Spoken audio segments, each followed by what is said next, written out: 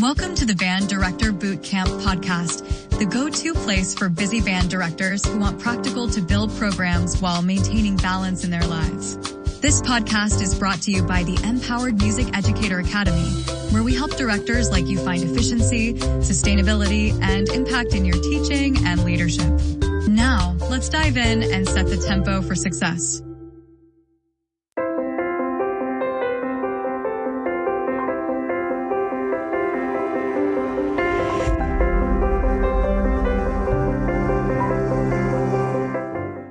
Welcome to another episode of Band Director Bootcamp, the podcast with productivity and wellness tips for busy band directors. I'm your host, Lesley Moffat, and I'm really grateful to be sharing this platform with you. We know you don't have time for lengthy professional development webinars, so we bring you 20-minute tidbits with takeaways you can use to amplify your impact, not your workload.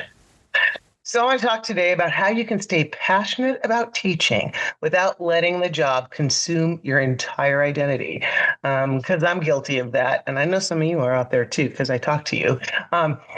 We as educators know that teaching can be absolutely amazing, but it's also extremely exhausting. Some days you are in there feeling like a rock star, and then other days you're tired.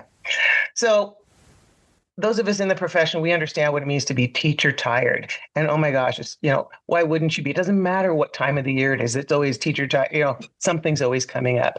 And you're not just a teacher. You're a counselor and a mediator and a parent, a cheerleader, an event planner, and a part-time magician, like all the time, constantly. And it's exhausting and it can be all-consuming. And today I'm excited because I'm bringing somebody on board who I had a great conversation with before, who is going to talk to us. She is the author of Teacher by Day, a no-guilt guide to boundaries, balance, and bliss. Dr. Yvette Dixon-Ledford has written this book and encourages educators to reclaim their personal lives without guilt by setting healthy boundaries, finding balance, and reconnecting with the passions that made them feel fully alive outside the classroom. And so her book focuses on helping teachers move from survival mode into a more sustainable and joyful way of living and teaching. I bet some of you forgot about that, right? You remember why you went into this, but then we forget that. So,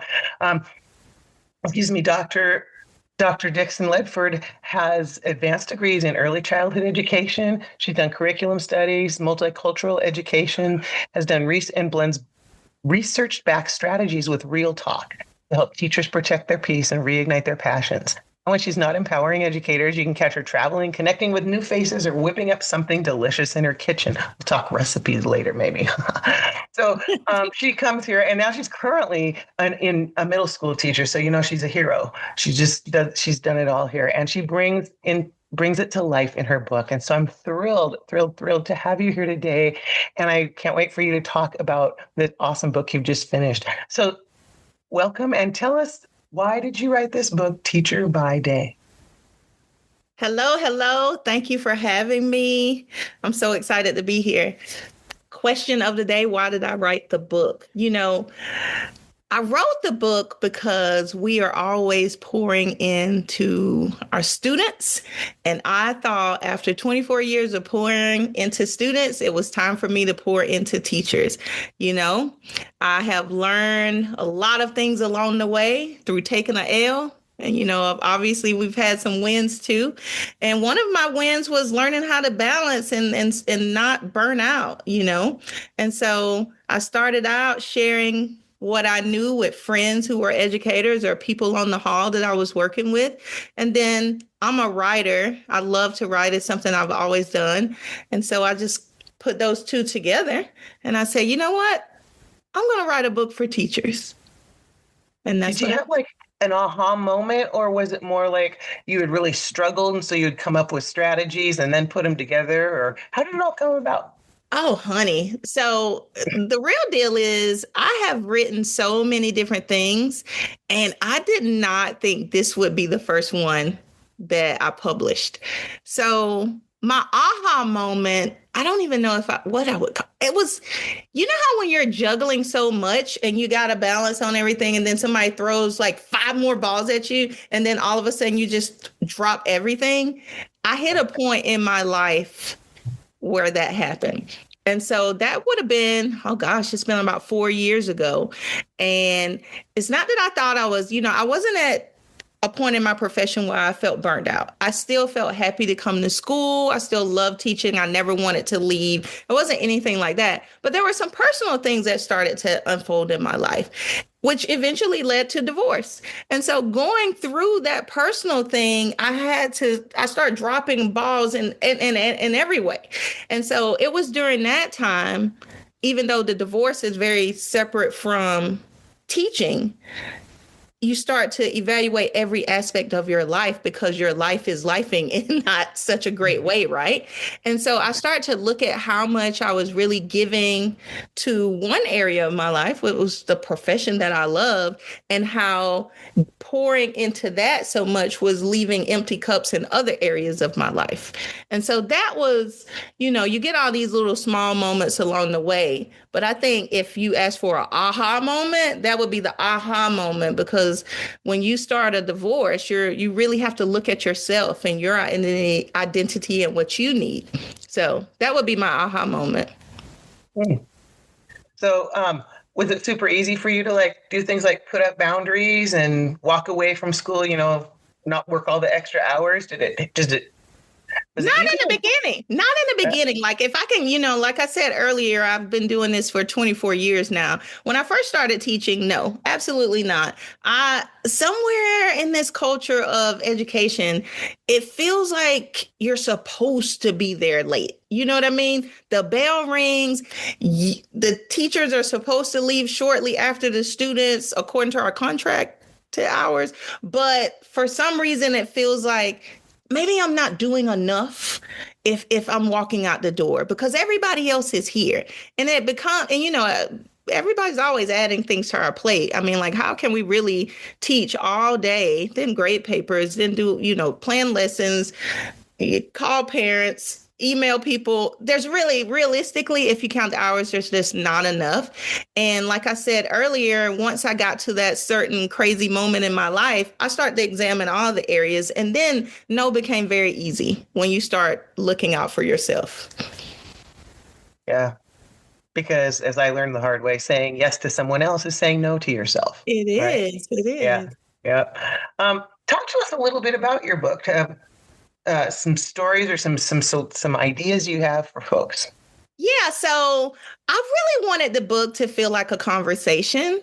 I'm sitting there with my girlfriend or one of my guy friends and we're just chatting. So it's written in very much a conversational way. It's a lot of stories from all those 24 years tied up in there. But, after I start every chapter with a humorous story or just a relatable story. And then I break it down into relatable steps that you can then follow so that you don't fall into the path, So I start out talking about boundaries. A lot of times we don't think about boundaries as being such a positive thing, we feel like we have to say yes, it's the nice thing to do, but then we're not treating ourselves in such a nice way sometimes when we do that. And so, I start out talking about how important our mental health is and how boundaries are one of those ways that you can, protect yourself, knowing what you need, we keep saying no guilt. So no guilt with that. And then I move on to discuss effective strategies and teachings and how to balance your personal life versus teaching and really clocking out on time and leaving it at work. They're not paying us anymore. Go live your life. And then, always reconnecting with the joy that brought you there. I'm a positive person by nature, and I like to reflect upon the things that I love about my job. So, remembering your why and making things fun in that way. So that's pretty much what the book is about. Do you have a favorite story from the book that really sits with you? Oh my gosh. I have tons of stories that I wanted, but that didn't fit in there. All these stories are popping in my head. I don't want to give too much away, but one story that pops in my mind right now is, I don't think people still do this because we have all these apps that we use now, like Remind and all of this. But y'all, I used to give people my phone number, all the parents. Me too. See, we've been doing it so long, like everybody had my number. And I have a funny story that's associated with that because I had to learn the hard way with a one particular parent. I can see her face and the kid in my head right now. Everybody doesn't need your number. And it just did not turn out right. And people will feel like because they have your number, you have given them 24/7 access to you. And so that's one of those times I had to learn a boundary real quick of saying no.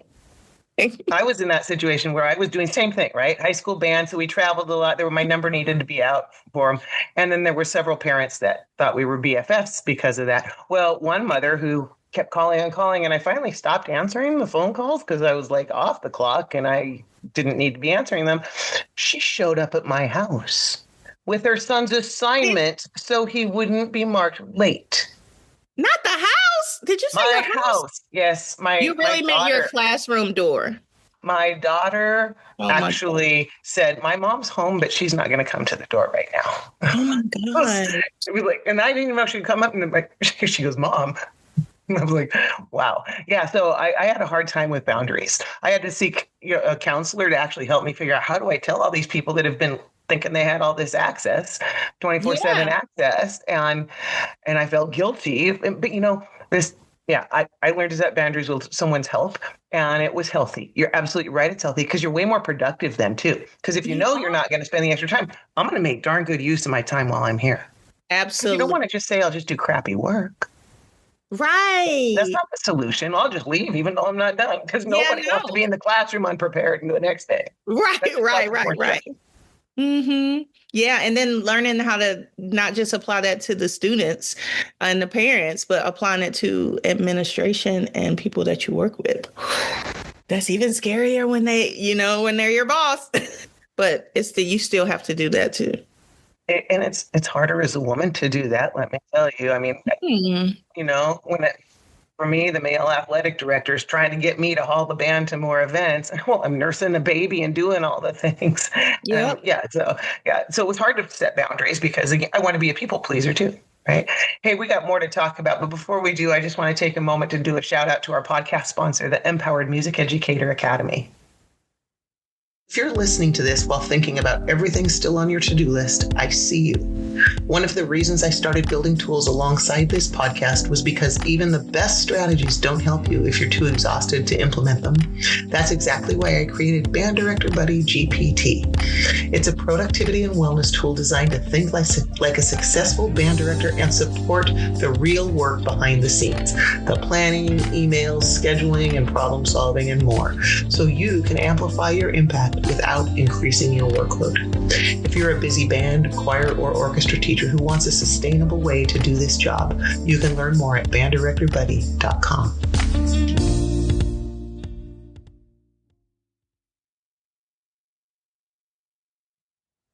All right, I am back with Dr. Yvette Dixon-Ledford, and we are talking about her new book, Teacher by Day, and some of the nuggets of information she's put in there to help those of you that love your job, but it's killing you, because we have a theme here sometimes. So tell us, what do you think, like a small boundary, somebody who feels like, how could I go into I'm spending too many hours at work because I'm being asked to do extra meetings after school, way after my contracted time, but I can't tell my boss. Do you have an example of how they could maybe start thinking about setting a boundary like that when a boss is telling you got to do more?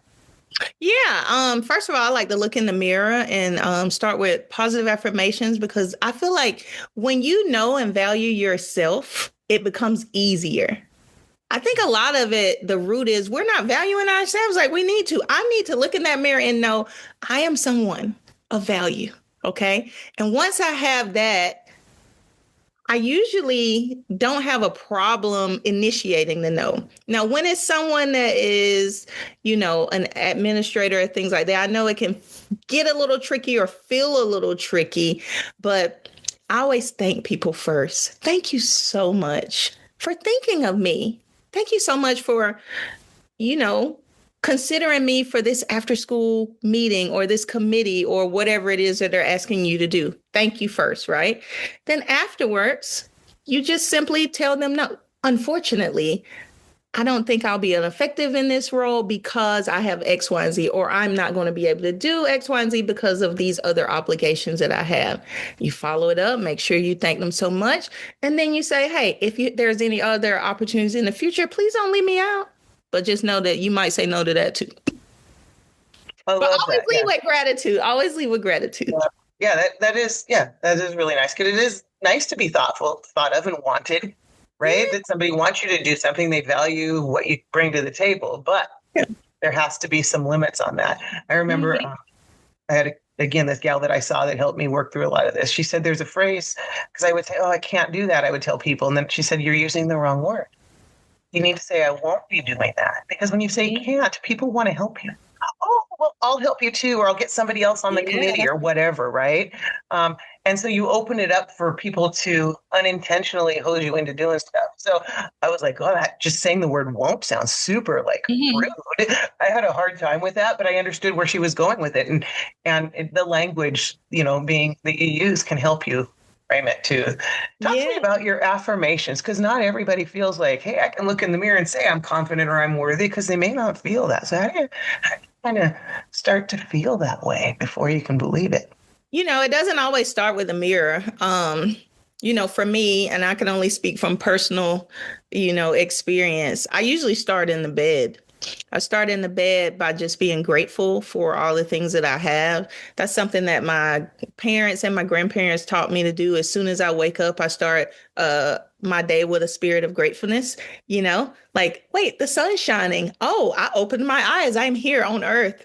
My heartbeat, I'm breathing in and out. My limbs all work. Now I can get out of bed. And usually we end up in the mirror anyway. And, practice smiling at yourself. I know that sounds silly, but, after you brush those teeth, just smile, And I always just think about all the positive. I'm so happy I have a job, After all of that, then I am I'm placed on this earth with gifts and talents, and I get to use them. And one of the places I can use some of my gifts and talents are the classroom. That's an affirmation that goes for everybody that's listening that's an educator. You have natural gifts and talents that you get to use in the classroom. However, those are not all your gifts and talents. The Creator has given this to us, and we get to use them in other places too. So if I exhaust myself in the classroom, I won't be able to do what I need to do in this world, in this lifetime, for me and for others. And so, I'm worthy, I'm beautiful, I'm valued, just all of those things. It's so amazing, because most of us turn and say those words to other people all the time in our roles as teachers and parents, and right. And then you can do it. You don't. Yeah. And then we don't do it for ourselves. We do it to students all the time. Right. And so treating ourselves with that same way because we take such care with everybody else. Just, teachers are like that. They nurture and all. And so it can, that emotional load can be pretty heavy to carry too. And so we froze up there for a second. I was like, are we back? I think we're back. Yeah. So do you have any last minute sage advice you want to leave our listeners with? And then I also want you to tell us where we can find out more about this and this book that just came out. You guys, it's hot off the presses. I'm very excited. So excited. So tell us where we can find it or find out more about you, and then any wisdom you want to leave us with. Oh, sure. So you can find Teacher by Day, a no-guilt guide to boundaries, balance, and bliss on Amazon. You can also find it in Barnes & Noble. And if you want to buy bulk copies, which a lot of people are doing that for their staff, you can go to Dave Burgess Consulting and request that, or you can email me. Now you can find me on Instagram. I'm usually on there every day. A lot of people always say, you don't post things in the classroom often. I said, there's so much of that online anyway. I like to post me being a teacher outside of classroom hours too. But you can find me on Instagram at Dr. Yvette Ledford.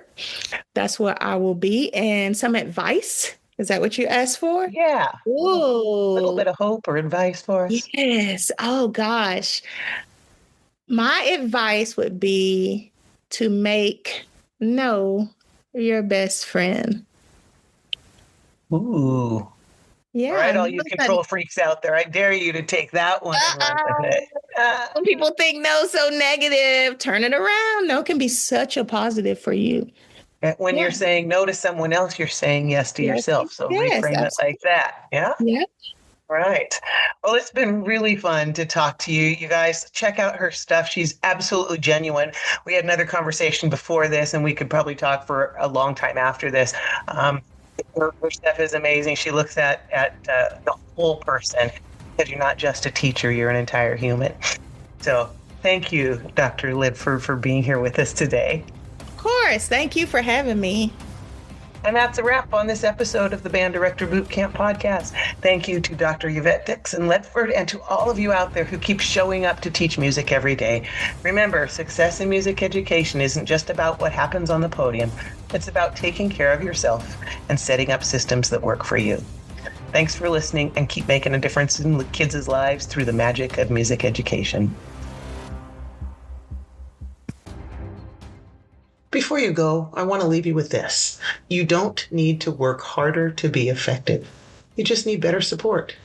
Band Director Buddy GPT was created for music educators who care deeply about their programs but are tired of carrying everything alone. It's there to help you think through challenges, streamline the busy work, and protect your time and energy without lowering your standards. If that sounds like what you've been craving, head to banddirectorbuddy.com to explore how it works and decide if it's a good fit for you. Thanks for listening to the Band Director Bootcamp podcast and for the work you do every single day. That's a wrap on this episode of the Band Director Bootcamp podcast. Remember, success in music education isn't just about what happens on the podium. It's about taking care of yourself and setting up systems that work for you. The Empowered Music Educator Academy is here to help you do just that. So be sure to check out our resources at empowerededucator.com. Thanks for listening, and keep making music happen.